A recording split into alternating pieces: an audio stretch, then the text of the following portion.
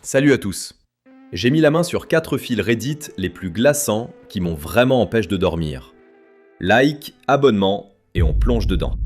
Le seul distributeur de mon village refuse ma carte et imprime un nom qui n'est pas le mien. 28, femme. Parfois, perdre son nom est pire que perdre sa mémoire. Je m'appelle Sophie. J'ai 28 ans et je suis bibliothécaire municipale dans un petit village rural, loin de tout. Je vis seul depuis environ 8 mois maintenant, après avoir quitté la ville pour ce poste tranquille. Ma collègue Nadine et moi, on gère la bibliothèque ensemble. Et c'est à peu près la seule interaction sociale que j'ai dans ce village, où tout le monde se connaît depuis toujours. Hier soir, je suis allé au distributeur automatique du village, le seul qu'on a ici, devant la pharmacie. J'avais besoin de liquide pour payer mon loyer à Monsieur Girard. J'ai inséré ma carte bancaire comme d'habitude, mais la machine l'a refusée. Sur l'écran, transaction impossible. Bizarre, parce que j'avais vérifié mon solde le matin même. Largement de quoi couvrir le retrait. J'ai réessayé, pensant à une erreur temporaire. Même résultat. Mais cette fois, la machine a imprimé un reçu d'erreur. Quand je l'ai regardé, j'ai senti mon estomac se nouer. Le nom sur le reçu n'était pas le mien. Il indiquait « Élise Moreau, transaction refusée ». Je ne connais personne qui s'appelle Élise Moreau. J'ai tourné le reçu dans tous les sens, cherchant une explication logique. Un bug informatique peut-être ? J'ai fourré le papier dans ma poche et je suis allé directement à l'épicerie du village pour retirer du liquide à la caisse. C'est là que ça a vraiment mal tourné. Le gérant, Monsieur Dubois, m'a regardé avec un air étrange quand je me suis présenté en demandant si je pouvais retirer de l'argent. Il a froncé les sourcils, l'air sincèrement confus, et m'a dit « Élise, on se connaît depuis 6 mois. Pourquoi tu fais comme si on était des étrangers ? Bien sûr que tu peux retirer de l'argent ici. » J'ai insisté que je m'appelais Sophie, pas Élise. Il m'a fixé pendant un long moment, ses yeux plissés, comme si j'étais devenue folle ou si je lui faisais une mauvaise blague. Puis il a haussé les épaules, murmuré quelque chose sur le stress et m'a laissé retirer mon argent sans rien ajouter. Je suis rentré chez moi complètement troublé, les mains tremblantes. Le reçu du distributeur est toujours sur ma table. Élise Moreau. Pourquoi le distributeur affiche-t-il ce nom ? Et surtout, pourquoi Monsieur Dubois, que je vois toutes les semaines depuis que je vis ici, m'appelle-t-il Élise et prétend me connaître depuis 6 mois alors que je ne lui ai jamais dit m'appeler comme ça ? 2 personnes en une soirée. Combien d'autres ? On préfère toujours croire au simple malentendu. J'ai passé le reste de la soirée à me convaincre que tout cela n'était qu'une série de coïncidences malheureuses. Un bug informatique au distributeur. Monsieur Dubois qui me confondait avec quelqu'un d'autre. Ça arrive, non ? Dans un petit village comme celui-ci, les gens voient tellement peu de nouveaux visages. Sauf que ça a continué. Le lendemain, à la boulangerie, la vendeuse m'a salué avec un grand sourire. « Bonjour Élise, les croissants habituels ?» J'ai corrigé doucement en me disant qu'elle devait me prendre pour une cliente régulière. Elle a hoché la tête, visiblement gênée, et m'a servi sans rien ajouter.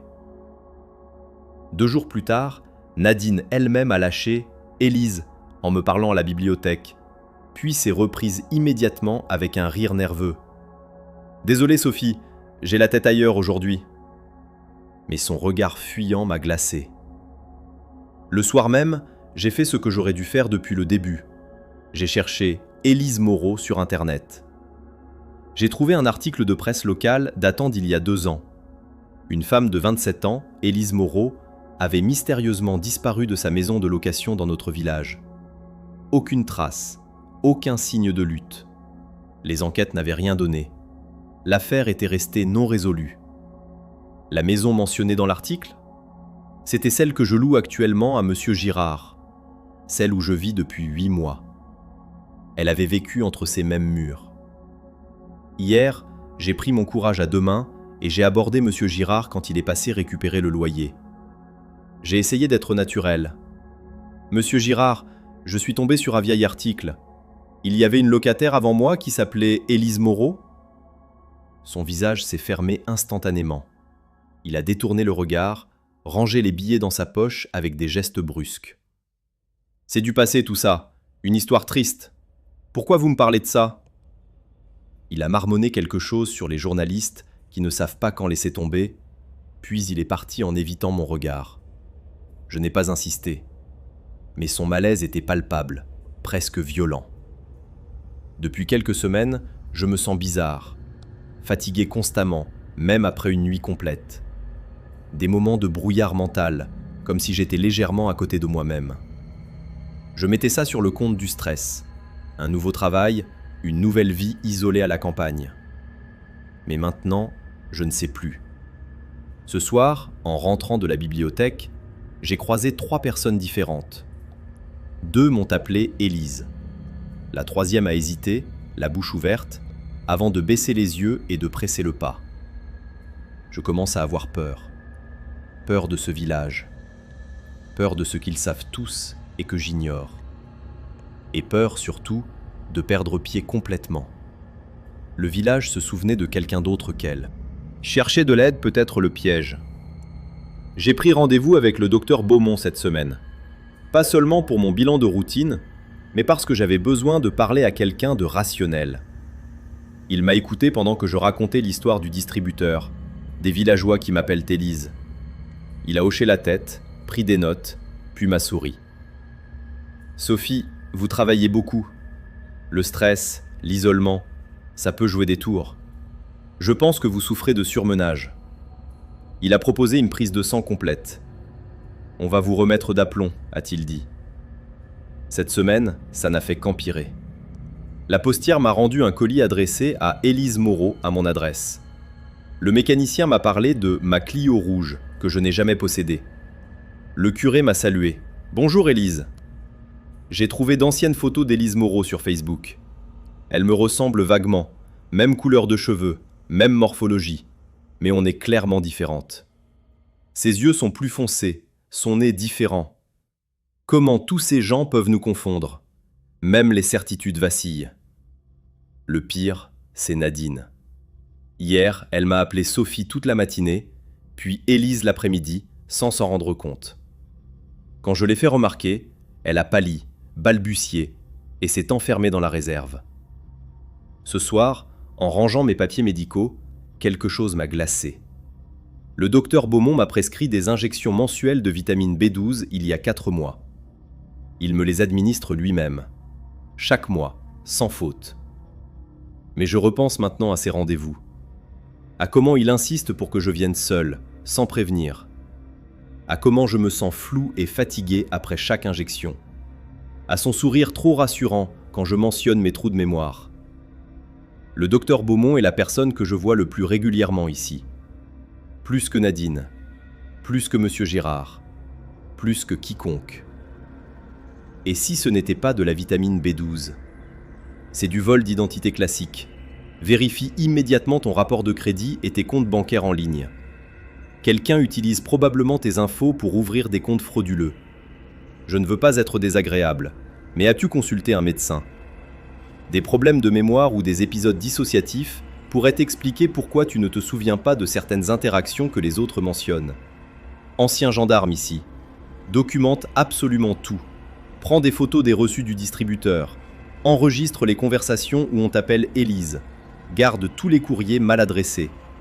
Tu en auras besoin si ça dégénère. Et cherche des infos sur cette Élise Moreau disparue. J'ai commencé à tout documenter hier. J'ai 5 reçus du distributeur, tous au nom d'Élise Moreau. Pour la disparition, j'ai fouillé les archives de la bibliothèque. Il y a eu un entrefilet dans le journal local il y a 2 ans. Élise Moreau, 27 ans à l'époque, portée disparue après n'être pas venue travailler pendant 1 semaine. Elle louait exactement la même maison que moi. La gendarmerie a classé l'affaire sans suite après 3 mois de recherche. Elle a ouvert la porte de l'enfer. La police a fouillé le cabinet du docteur Beaumont, et ce qu'ils ont trouvé me glace le sang. Hier soir, je n'ai pas pu dormir. Les injections, le brouillard mental, les regards du docteur Beaumont, tout pointait vers lui. À 3 heures du matin, je suis sorti. Le cabinet médical se trouve à 5 minutes à pied. La porte de derrière avait une serrure ridiculement simple. J'ai forcé avec une carte bancaire. Son bureau était méticuleusement rangé. trop rangé. J'ai fouillé les tiroirs, puis le classeur métallique dans le coin. C'est là que je l'ai trouvé. Un dossier épais marqué « Élise Moreau ». Des dizaines de photos. Élise dans la rue, Élise à la bibliothèque où elle travaillait, Élise dans sa maison, ma maison actuelle. Des notes manuscrites obsessionnelles. Rendez-vous 14h, portez robe bleue. À acheter des tulipes. Souriez en parlant au facteur. Des graphiques de température, de tension, de cycle menstruel. C'était un journal de surveillance complet. Puis j'ai trouvé mon dossier. Sophie Finel. Arrivée au village le 12 octobre. Note détaillée depuis le premier jour. Sujet idéal. Même morphologie, même emploi, même logement. Protocole de remplacement initié mois 4. Ensuite, des tableaux de dosage. Benzodiazépine 2 mg semaine mélangée aux injections B12. Réponse positive. Confusion temporelle, suggestibilité accrue, dissociation légère. J'ai vomi dans sa poubelle. Les dernières pages étaient pires. Des notes cliniques froides. Le sujet commence à répondre au prénom Élise. Les villageois coopèrent inconsciemment via effet de suggestion collective que j'alimente. Le remplacement psychologique progresse selon les attentes. Je suis sorti en claquant la porte. Il était là, sur le perron, en robe de chambre. Il avait dû me voir entrer. « Sophie », a-t-il dit doucement, « vous m'avez drogué pendant 4 mois. » Son visage s'est effondré. Pas de déni, juste une tristesse immense. Je ne pouvais pas laisser partir Élise. Je l'aimais. Et quand tu es arrivé, si semblable, dans sa maison, vous êtes malade. Je voulais juste qu'elle revienne, d'une certaine manière. J'ai couru jusqu'à chez moi, j'ai rassemblé mes affaires et je suis parti pour le chef-lieu. J'ai déposé plainte ce matin à 5h.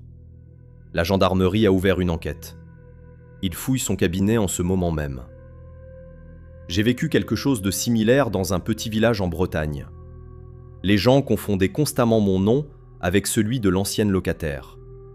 Ça a duré des mois avant que ça s'arrange. Mais ton cas semble bien plus grave. Sérieusement, quitte ce village maintenant. Rien de ce que tu décris n'est normal. Un distributeur qui imprime le mauvais nom, ok, c'est un bug. Mais des gens qui t'appellent par ce nom, c'est coordonné et c'est dangereux. Je suis complètement d'accord. OP, tu es peut-être en danger réel. Si cette Élise a disparu dans des circonstances suspectes et que quelqu'un essaie maintenant de te faire passer pour elle, c'est terrifiant. Ne reste pas seul dans cette maison ce soir. La vérité peut se dissoudre. La gendarmerie a fouillé le cabinet du docteur Beaumont hier, pendant 3 heures. Quand ils sont sortis, leur visage était fermé. Ensuite, ils ont interrogé les villageois. Monsieur Dubois, la vendeuse de la boulangerie, la postière, Nadine, Monsieur Girard, tous ceux qui m'avaient appelé Élise. Vous savez ce qu'ils ont dit ? Sophie ? Mais on l'a toujours connue sous le nom de Sophie. Jamais entendu parler d'Élise dans ce contexte. Nadine a juré ne m'avoir jamais appelé autrement que Sophie. Elle est stressée, elle confond peut-être. Monsieur Dubois ? Élise ? Non, c'est Sophie. Je l'ai toujours appelée Sophie. Les gendarmes m'ont regardé avec un mélange de pitié et de suspicion, comme si j'étais folle. Le docteur Beaumont a été interrogé pendant 4 heures. Il a tout nié. Les dossiers obsessionnels sur Élise Moreau ? Note de recherche anonymisée sur les troubles dissociatifs. Sophie souffre de ce type de pathologie. Elle a des épisodes où elle croit porter un autre nom. Les photos ? J'ai soigné Élise Moreau il y a 2 ans. Dossier médical standard. Mes propres notes avec les dosages, le protocole de remplacement ? Disparu. Les gendarmes n'ont rien trouvé de tel dans son cabinet. OP fait très attention. Dans les petits villages isolés, il peut y avoir des dynamiques vraiment malsaines. Si plusieurs personnes insistent pour t'appeler par un autre nom, il se passe quelque chose de coordonné. Fais des copies de tous tes documents d'identité et garde-les en sécurité. Passons à la suite. Mon match Tinder, 28, homme. connaît des détails sur ma famille que je ne lui ai jamais révélés. J'ai 26 ans, je suis chargé de communication et je vis seul dans un appartement en centre-ville. Il y a 3 semaines, j'ai matché avec un gars sur Tinder, on va l'appeler Marc, 28, homme. Au début, tout était normal, les messages étaient sympas, même charmants. On a discuté boulot, cinéma, les trucs classiques. Il savait être drôle sans en faire trop, il posait des questions sur ma journée. Rien de bizarre. Au bout d'une semaine, on a décidé de se voir dans un café du centre, un endroit public et fréquenté. Le rendez-vous commençait parfaitement bien. Marc ressemblait exactement à ses photos. Cheveux châtains, sourire chaleureux, style décontracté. Il était drôle, attentif, facile à vivre. On a commandé des cafés, on a parlé de nos jobs. Lui bosse dans l'informatique, ou c'est ce qu'il m'a dit. Tout roulait. Et puis on a commencé à parler de nos familles. C'est là que les choses sont devenues étranges. Il a mentionné, comme ça, en passant, le nom de jeune fille de ma grand-mère décédée. Délange. Un nom vraiment rare, très spécifique. Ma grand-mère est morte quand j'avais 12 ans. Je n'ai jamais, au grand jamais, partagé ce nom en ligne. Mes réseaux sociaux sont verrouillés à mort, et de toute façon, je ne poste jamais de trucs familiaux. J'ai ri nerveusement. « Comment tu sais ça ?» Il a souri, un sourire un peu trop large. « Oh, j'ai mes sources, Internet, tu sais. » Mais non, justement, je savais. Il n'y avait rien sur Internet. Avant que je puisse réagir, il a continué. « Le chalet au bord du lac que ta famille avait dans les années 90, c'était dans quelle région exactement? Laurentide ?» Mon sang s'est glacé. Ce chalet a été vendu avant ma naissance, en 1998. J'en ai seulement entendu parler par ma mère Sylvie quand j'étais ado, 1 ou 2 fois en passant. Aucune photo sur Facebook, aucune mention nulle part. Comment pouvait-il le savoir? J'étais complètement figé, ma tasse de café à mi-chemin entre la table et ma bouche. Marc a continué à sourire, comme si de rien n'était. J'ai vu des photos du bateau familial. Il était magnifique, ce petit voilier blanc. Je ne savais absolument plus quoi dire. Mon cœur battait trop fort. Il savait des choses qu'il n'aurait jamais dû savoir. Comment pouvait-il savoir? J'ai essayé de garder mon calme, mais ma voix tremblait déjà. Marc, comment tu sais tout ça?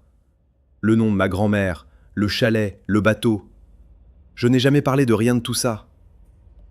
Il a continué à sourire, comme si c'était la chose la plus normale du monde. Je te l'ai dit, Internet. Les gens laissent traîner plus d'informations qu'ils ne le pensent. Non, j'ai secoué la tête. Non, c'est impossible. Ces infos ne sont nulle part en ligne. Alors comment? Son sourire s'est légèrement modifié. Moins chaleureux, plus distant. Tu serais surprise de ce qu'on peut trouver quand on cherche bien. Mon estomac s'est noué. Ce n'était pas une réponse. C'était une esquive. J'ai attrapé mon sac. Désolé, je viens de me rappeler que j'ai un truc urgent au boulot. Il faut que j'y aille. Maintenant? On vient à peine de finir nos cafés. Oui, maintenant. Je me suis levé trop vite, ma chaise a grincé contre le sol. C'était sympa de te rencontrer. Il n'a pas essayé de me retenir. Il est juste resté assis là, toujours avec ce sourire, en me regardant partir. À bientôt, peut-être.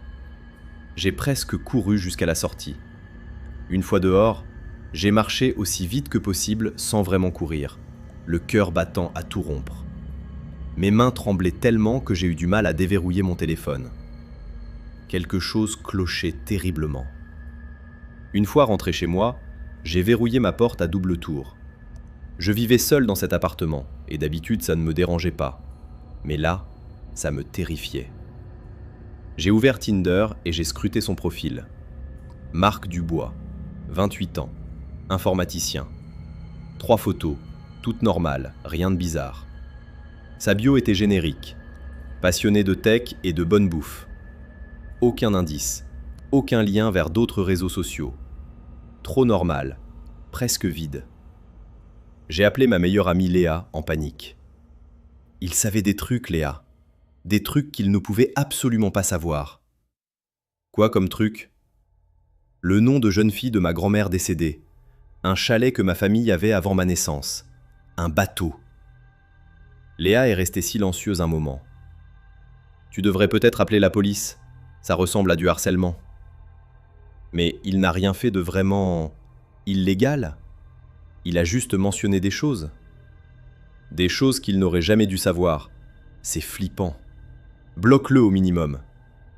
Après avoir raccroché, j'ai vérifié tous mes réseaux sociaux. Facebook, privé, amis seulement. Instagram, compte fermé.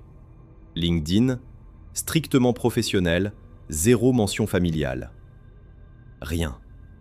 Il n'y avait absolument aucun moyen qu'il ait trouvé ces informations en ligne. Alors comment est-ce qu'un parfait inconnu connaissait l'histoire de ma famille ? Elle devait savoir. Le lendemain, j'ai appelé ma mère Sylvie.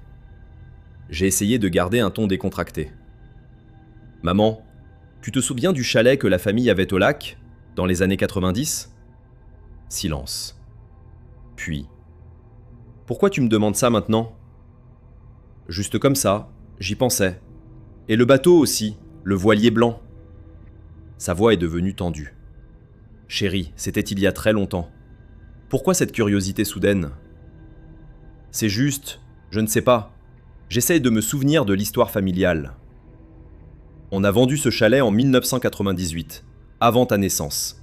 Il n'y a rien à se rappeler. » Elle a changé de sujet rapidement après ça. Trop rapidement. Après avoir raccroché, j'ai googlé « nom de famille plus lac plus accident ». Des résultats vagues sont apparus. Mention d'un lac dans les Laurentides, quelques vieux articles de journaux que je ne pouvais pas ouvrir sans abonnement. Rien de concret. Et puis mon téléphone a vibré. Notification Tinder. Message de Marc. Je suis désolé si je t'ai fait peur. On doit parler de ce qui s'est passé au lac en 1998. Mon sang s'est glacé. 1998. L'année où le chalet a été vendu. L'année avant ma naissance. 2 ans avant ma naissance, en fait. Je suis né en 2000. Comment pouvait-il savoir quelque chose à propos d'un événement survenu quand je n'existais même pas ? Il parlait d'un temps où elle n'existait même pas. C'est absolument flippant. Il a clairement fait des recherches approfondies sur toi et ta famille. Bloque-le immédiatement et préviens quelqu'un de confiance de la situation. Le pire, c'est qu'il a joué la normalité pendant tout le début du date. Combien d'autres détails il connaît sur toi, sur où tu habites, ton travail ? Reste safe, OP.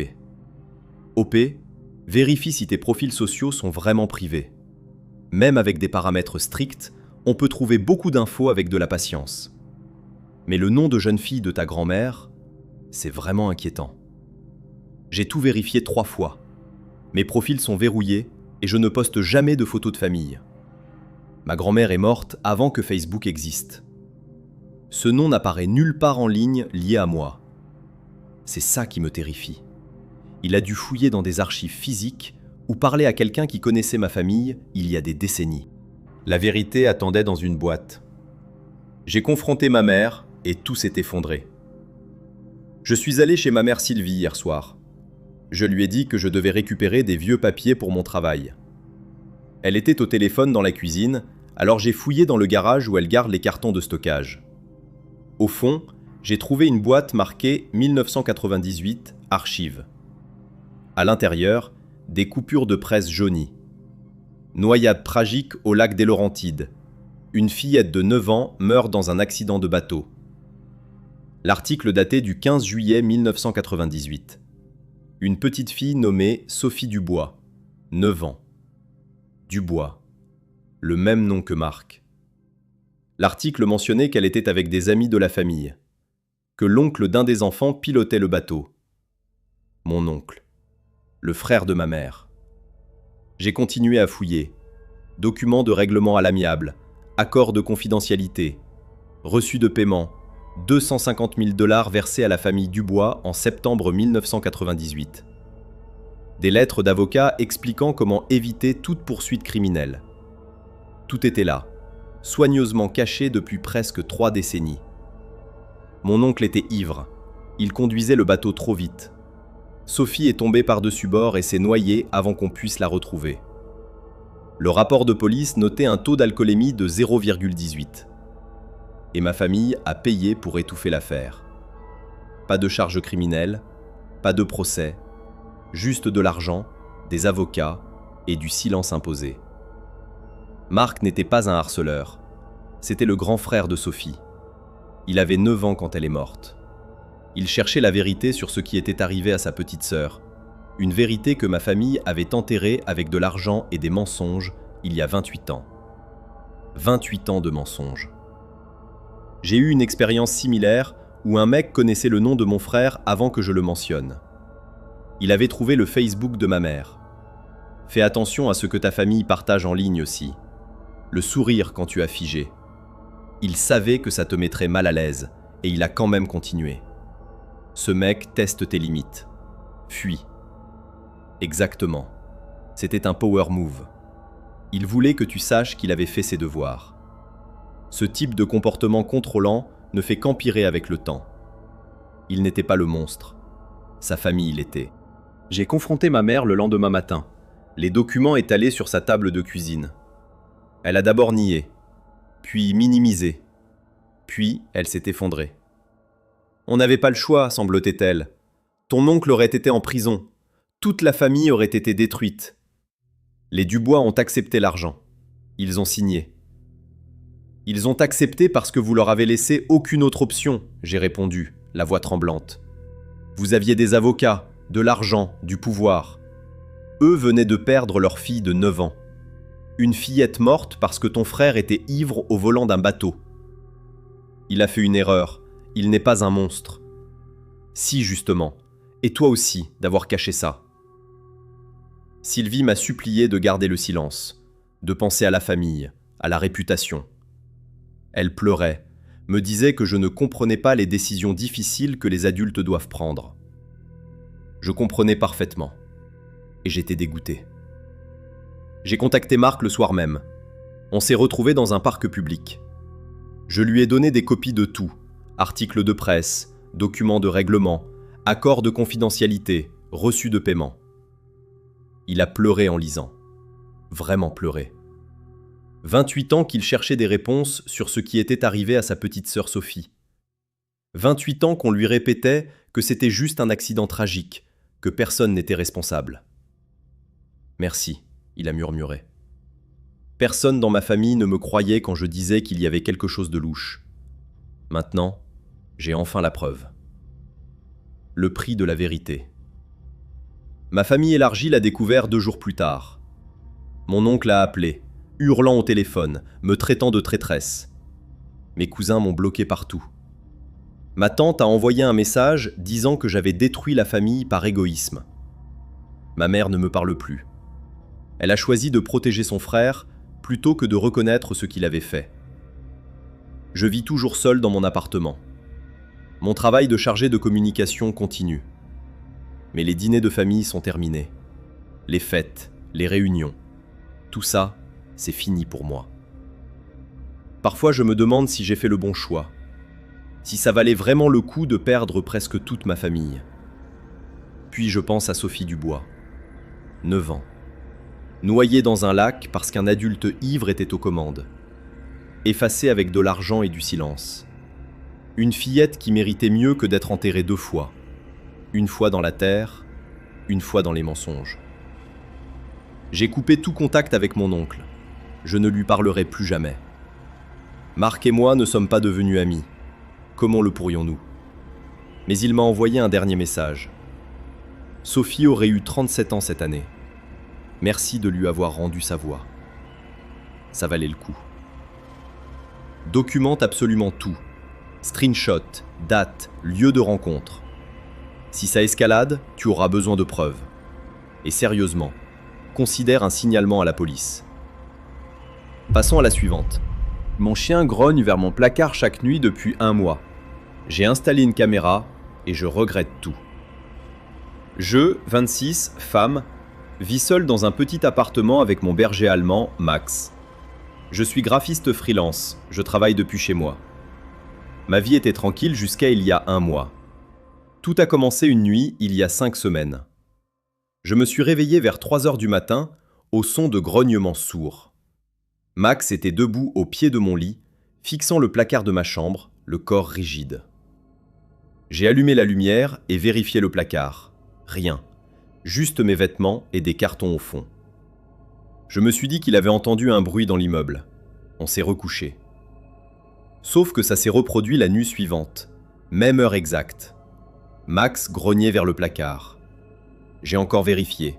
Rien. La troisième nuit, pareil. Puis toutes les nuits suivantes. Chaque nuit, à 3 heures pile, Max se levait et fixait ce placard en grognant. J'ai vidé le placard 2 fois. Cherché des trous, des fissures, des signes de souris. Rien. J'ai déplacé tous les cartons. Le placard était vide, aucun problème visible. Mais Max continuait. Chaque nuit, toujours à 3 heures. Son comportement devenait inquiétant. Il grattait la porte du placard ou restait là, rigide, à grogner pendant 10 minutes avant de se calmer. J'ai commencé à mal dormir, à me réveiller avant 3 heures en attendant. J'en ai parlé à ma meilleure amie Chloé qui m'a dit que je devenais parano. Mais elle ne vivait pas ça chaque nuit. Il y a 3 jours, j'ai acheté une petite caméra de surveillance bon marché. Je l'ai installée dans ma chambre, braquée vers le placard et mon lit. Pour prouver qu'il n'y avait rien, que Max réagissait juste à un bruit que je n'entendais pas, elle n'était pas prête. J'ai visionné la vidéo ce matin. Au début, tout était normal. On me voyait dormir, Max couché à côté du lit. Puis à 3h17, Max s'est levé et a commencé à grogner. Et là, j'ai vu. La porte du placard s'est ouverte lentement. Une silhouette sombre en est sortie. Une personne, une vraie personne était dans mon placard. J'ai mis la vidéo en pause, je tremblais tellement. J'ai failli vomir. J'ai relu le passage 3 fois pour être sûr. La silhouette est sortie complètement et s'est tenue immobile, comme pour vérifier que je dormais. Puis elle s'est approchée jusqu'au pied de mon lit. Elle est restée là, debout, à me regarder dormir. Pendant 3 minutes 42 secondes d'après l'horodatage. Max grognait de plus en plus fort, mais je ne me suis pas réveillé. La personne me fixait juste, immobile. Puis elle est retournée dans le placard et a refermé la porte. Quelqu'un entre dans ma chambre chaque nuit, se cache dans mon placard et me regarde dormir. Pendant 1 mois. Mon chien essayait de me prévenir depuis 1 mois. Je ne sais pas quoi faire. J'ai trop peur pour ouvrir le placard. Je suis seul et je n'arrive pas à respirer. Je vais appeler Chloé. La peur était devenue certitude. J'ai relu la vidéo 10 fois d'affilée, le téléphone tremblant dans mes mains. Ce n'était pas une hallucination, pas un bug de la caméra. Une vraie personne sortait de mon placard chaque nuit pendant que je dormais. J'ai appelé Chloé en pleurant, incapable de former des phrases cohérentes. Elle a compris que quelque chose de grave s'était passé. Elle est arrivée 20 minutes plus tard, encore en pyjama. On s'est installé sur mon canapé, Max entre nous deux. Je lui ai montré la vidéo. Elle est devenue blanche.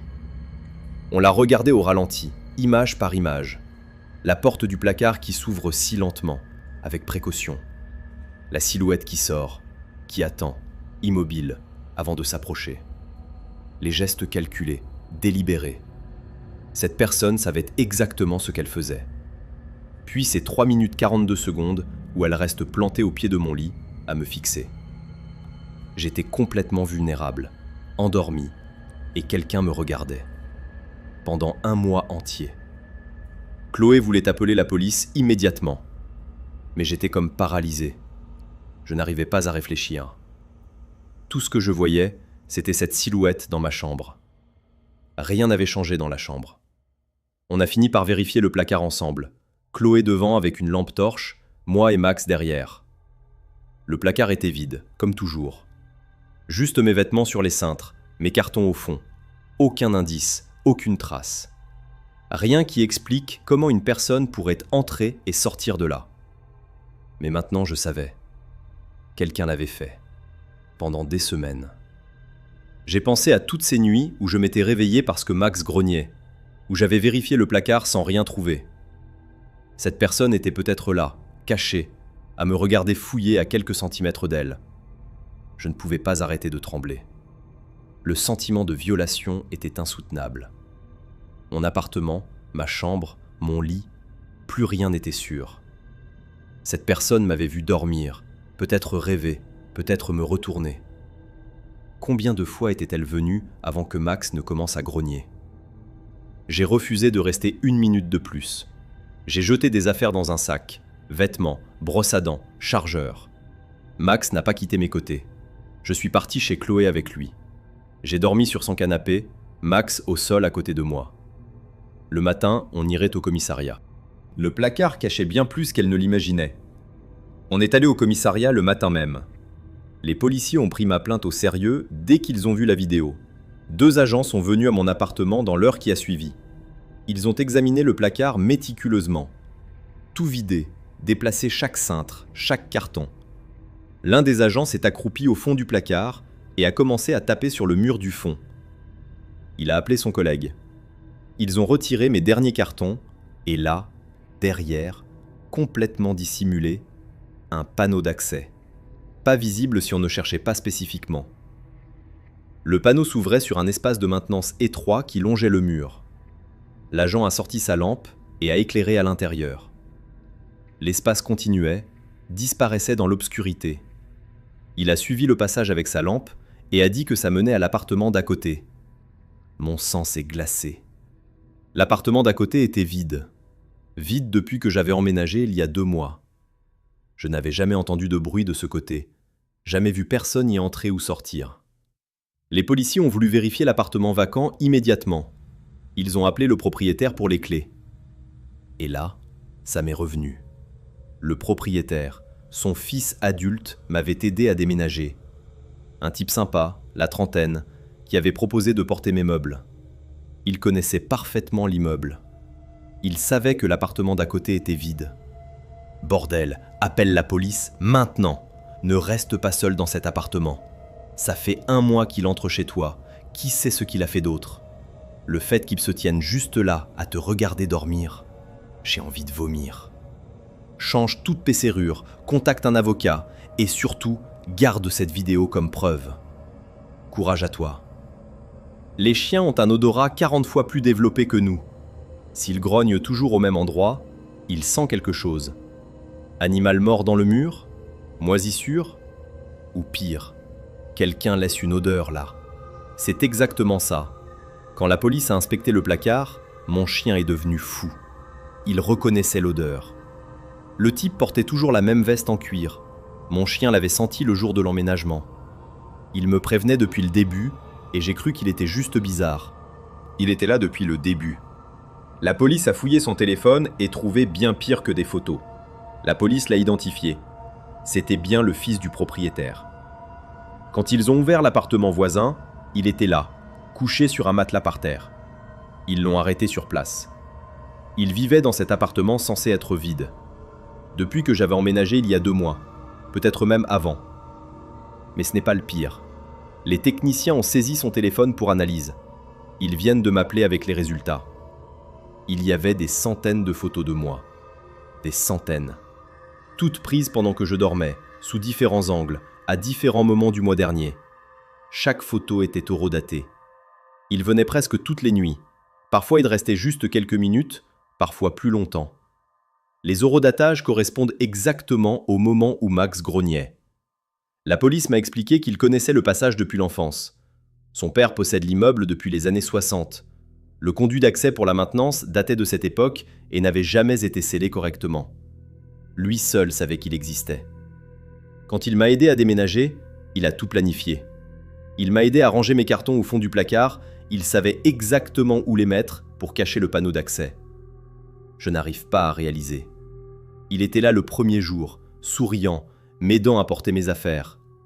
Et dès la première nuit, il est entré dans ma chambre. J'ai eu exactement la même chose avec mon chat qui fixait un coin de ma chambre. C'était une famille de souris dans le mur. Mais ta situation avec la caméra, c'est flippant. Reste pas là. Vérifie s'il y a un détecteur de monoxyde de carbone dans ton appart. Les hallucinations et la paranoïa peuvent être des symptômes. Ton chien pourrait réagir à ton comportement étrange. Normalement, je dirais pareil, mais elle a littéralement la vidéo de quelqu'un sortant de son placard. C'est pas du monoxyde de carbone, ça. C'est un vrai cauchemar. Ton chien t'a littéralement sauvé. Max mérite une médaille et tous les steaks du monde. Les animaux savent toujours. Garde absolument toutes les preuves et contacte un avocat civiliste. Tu as un dossier solide pour des dommages et intérêts massifs.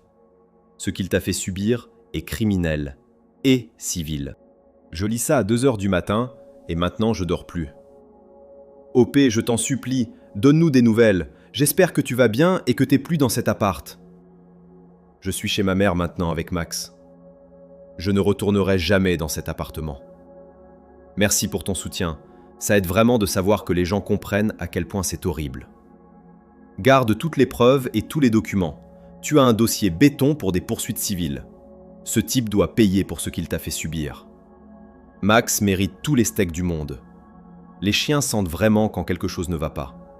Il t'a sauvé la vie en insistant chaque nuit. Je suis passé par quelque chose de similaire il y a 3 ans.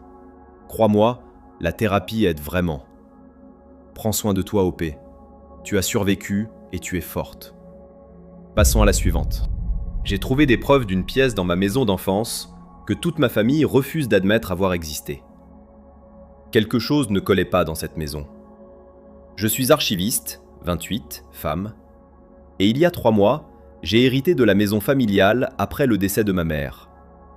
Ma sœur aînée, Claire, a refusé de la reprendre. Trop de souvenirs, disait-elle. Moi, j'ai accepté. Les premiers jours ont été étranges. Vivre seul dans ces pièces vides qui contenaient autrefois toute ma famille. L'odeur du bois ancien me donnait un malaise que je ne comprenais pas. En planifiant des rénovations, j'ai remarqué quelque chose. Le couloir de l'étage semblait trop court. Entre ma chambre d'enfance et celle de Claire, à peine 2 mètres le couloir. Mais les chambres n'étaient pas si grandes. J'ai sorti mon mètre ruban. Ma chambre, 4 mètres sur 3,5. Celle de Claire, 3,8 sur 3,2. Le couloir, 1,9 mètres. J'ai mesuré la façade extérieure de la maison. Il manquait exactement 3 mètres. Le mur entre les 2 chambres, censé être porteur, avait du plâtre étrangement frais. Pas récent, mais refait. 15-20 ans peut-être. Des traces de spatule encore visibles sous la peinture jaunie. J'ai décidé d'enlever le papier peint pour vérifier la structure du mur. Ses mains tremblaient en déchirant le papier. Le papier peint s'est arraché par grandes bandes, révélant du plâtre blanc. Au bout d'1 heure, j'avais dégagé environ 2 mètres carrés.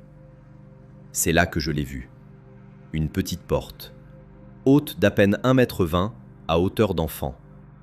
Entièrement plâtrée, mais les contours restaient nets.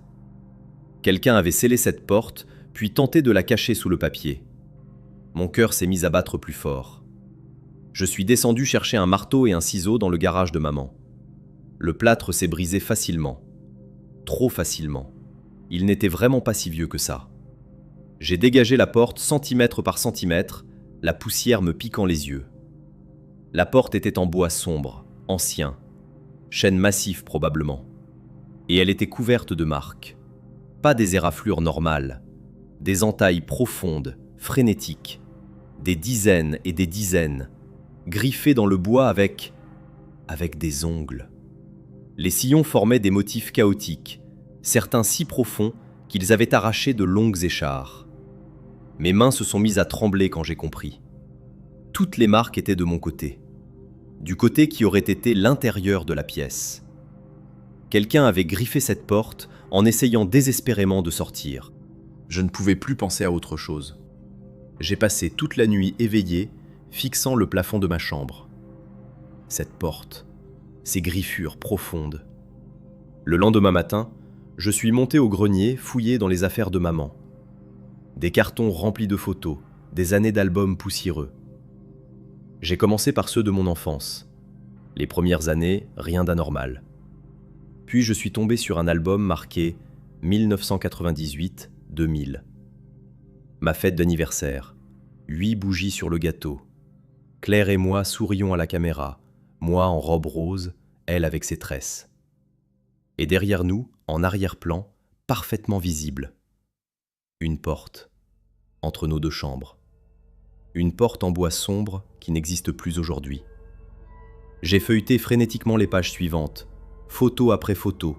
La porte apparaissait dans au moins une dizaine de clichés. Toujours là, toujours entr'ouverte, donnant sur une pièce sombre que je ne pouvais pas distinguer clairement. Sur une photo de Noël, je voyais même le cadre de porte complet, avec une poignée en laiton. Mes mains tremblaient quand j'ai appelé Claire. « Tu te souviens d'une porte entre nos chambres, quand on était petite ?» Un long silence au bout du fil. Puis, « De quoi tu parles ?»« Une porte, entre ta chambre et la mienne. Elle existe sur des dizaines de photos. »« Il n'y a jamais eu de porte, » dit-elle d'une voix étrangement tendue. « Il y a toujours eu seulement 2 chambres à l'étage. Tu le sais bien. »« Claire, je l'ai trouvée, plâtrée derrière le papier peint, avec des marques partout. »« Tu imagines des choses. Arrête ça, maintenant !» Les photos ne mentaient pas. Je lui ai envoyé les photos par message. 3 clichés où la porte était clairement visible, indéniable. J'ai attendu sa réponse, le téléphone serré dans ma main. Elle a rappelé 2 minutes plus tard. Sa voix était froide, presque méconnaissable. « Je ne veux pas parler de ça. Laisse tomber. Je suis sérieuse. »« Mais Claire, regarde les photos !» Elle a raccroché. Ça m'a coupé le souffle. Ma propre sœur. Cette nuit-là, je suis retourné dans le couloir avec une lampe torche puissante. J'ai examiné les griffures de plus près, me forçant à passer mes doigts tremblants dans les sillons profonds. Certaines entailles étaient si violentes qu'elles avaient arraché de longues fibres de bois, créant des échardes acérées. Le chêne était dur, ancien, résistant. Il aurait fallu une force désespérée, une panique absolue pour creuser aussi profondément avec seulement des ongles. Et puis j'ai vu les taches. Des marques sombres, presque noires, incrustées dans le fond de certaines griffures. Pas de la peinture, pas de la rouille ou de la saleté ordinaire. Quelque chose d'organique qui s'était séché il y a des années, peut-être des décennies. Du sang séché. Mes mains se sont mises à trembler si violemment que j'ai failli lâcher la lampe. J'ai dû m'asseoir par terre, le dos contre le mur opposé, incapable de détacher mon regard de cette petite porte. Quelqu'un avait griffé jusqu'au sang, jusqu'à s'arracher les ongles pour sortir de cette pièce. Et toute ma famille refusait d'admettre qu'elle avait jamais existé. Je ne dormais plus. Le matin, je suis allé aux archives municipales où je travaille. J'ai demandé les plans originaux de ma maison. Ils existaient. Plan de construction de 1987. L'étage montrait clairement 3 chambres. Celle du milieu, entre les 2 autres, était étiquetée « chambre d'amis », exactement là où se trouve la porte scellée. J'ai continué à chercher. Permis de modification déposé en 1999. J'avais 9 ans à l'époque. Restructuration de l'agencement de l'étage supérieur. Les signatures de mes 2 parents en bas du formulaire. Aucun autre détail. Le soir même, je suis allé chez Claire. Quand elle a ouvert la porte et m'a vu, son visage s'est vidé de toute couleur. « Pourquoi tu ne me laisses pas tranquille ?» Les plans originaux montrent 3 chambres. Il y a eu des travaux de modification en 1999. Dis-moi ce qui s'est passé. Elle s'est laissée glisser contre le mur, assise par terre dans son entrée, le visage dans les mains. Maman nous a fait promettre de ne jamais, jamais en parler. Elle nous a fait jurer. Je dois savoir, non, laisse cette porte fermée. Elle m'a poussé dehors, a claqué la porte. J'entendais ses sanglots de l'autre côté. Cette nuit-là, le cauchemar est venu. Je me suis réveillé en hurlant à 3 heures du matin. Dans le rêve, je me tenais dans une pièce sombre qui sentait le bois ancien. Un miroir était face à moi, encadré de bois sculpté. Je voyais mon reflet. Mais quand j'ai levé ma main, il n'a pas bougé. Il me fixait, immobile. Ses yeux étaient complètement noirs. J'ai hurlé et je me suis réveillé hurlant dans mon lit, trempé de sueur. Toute la journée, un déjà-vu permanent m'a poursuivi. L'odeur du vieux bois surgissait par bouffées. Une sensation fantôme sur mes mains, comme de petites paumes d'enfant grattant une porte. Et cette certitude que tout cela m'était déjà arrivé, que mon esprit avait enterré quelque chose il y a 19 ans. Ne l'ouvre pas, vraiment. Si ta propre version de 9 ans a voulu qu'on scelle cette pièce, il y avait une raison. Certaines choses doivent rester enterrées. Psychologue spécialisé en trauma. L'amnésie dissociative pour des événements entre 7 et 11 ans est extrêmement commune après des traumas sévères. Si ta sœur dit la vérité, ton cerveau t'a protégé en effaçant ces 3 jours. C'est exactement ce qui me terrifie. Claire m'a dit que pendant des mois après, je refusais de dormir seul et dessinais toujours la même chose. Une fille devant un miroir avec 2 reflets différents. Maman a brûlé tous ses dessins. Elle a fait venir un entrepreneur le lendemain. J'ai ouvert la pièce et j'aurais dû écouter ma sœur. Je ne pouvais pas laisser tomber. J'ai engagé un entrepreneur pour examiner le mur. Il a percé un trou avec une caméra.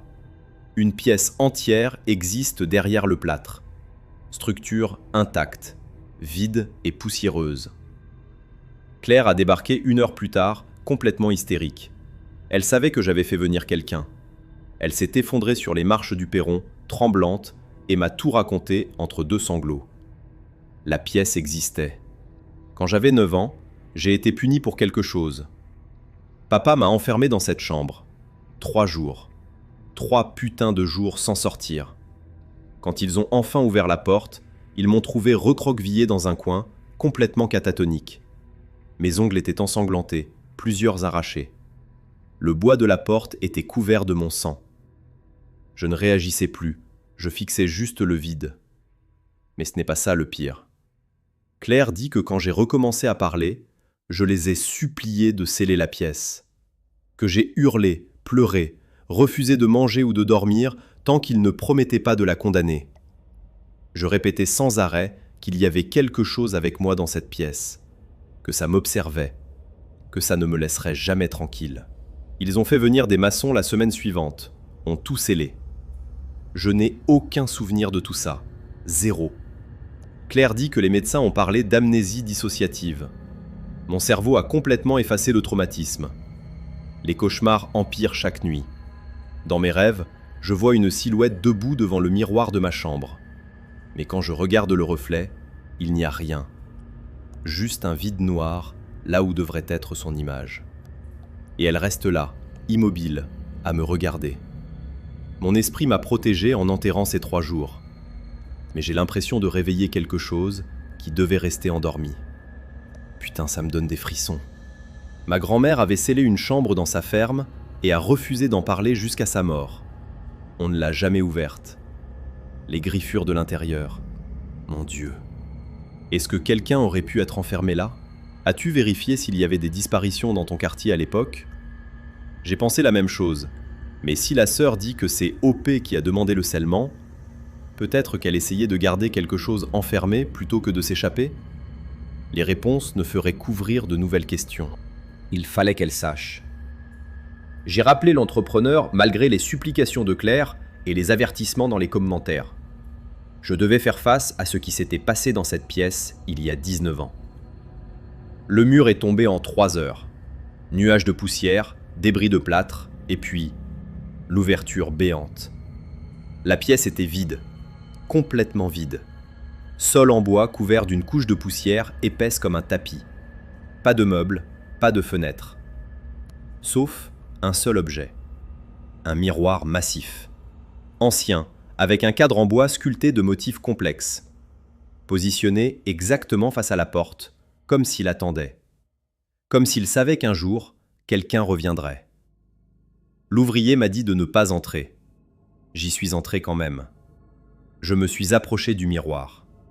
Mon reflet était parfaitement net dans la surface ternie. Mes yeux, mon visage, ma silhouette. Puis j'ai vu sa bouche bouger. Ma bouche dans le reflet formait des mots que je ne prononçais pas. Mes lèvres à moi étaient closes, tremblantes. Mais dans le miroir, elles articulaient lentement, clairement. J'ai lu sur mes propres lèvres « Ne me laisse pas sortir ». J'ai couru. J'ai hurlé à l'ouvrier de resceller le mur immédiatement, de tout reboucher. J'ai mis la maison en vente le jour même. Mais certaines choses ne restent pas enfermées. J'habite maintenant dans un appartement de l'autre côté de la ville. Petit, moderne, sans histoire. Loin de cette maison. Les cauchemars ont empiré. Chaque nuit, je me réveille en sueur, le cœur battant. Et il y a 3 jours, j'ai entendu quelque chose. Une voix qui m'appelait. Ma propre voix, mais plus jeune, aiguë, celle d'une enfant de 9 ans. Elle venait de l'intérieur du mur de ma chambre. Aide-moi. Je l'entends maintenant tous les soirs. Peu importe que je déménage, peu importe où je vais, la voix me suit. Ma voix enfantine, emprisonnée quelque part que je ne peux pas atteindre, qui gratte contre les murs de là où elle est piégée. Claire avait raison. J'aurais dû laisser cette porte fermée. Certaines choses sont scellées pour une raison. Et maintenant, je crois que ce n'était pas quelque chose que j'essayais de garder enfermé dans cette pièce. C'était moi-même. Le détail du miroir me perturbe énormément. Les vieux miroirs étaient fabriqués avec du mercure, et une exposition prolongée peut causer des hallucinations sévères, surtout chez les enfants. Ça pourrait expliquer pourquoi tu étais terrifié. Et voilà la dernière histoire pour aujourd'hui.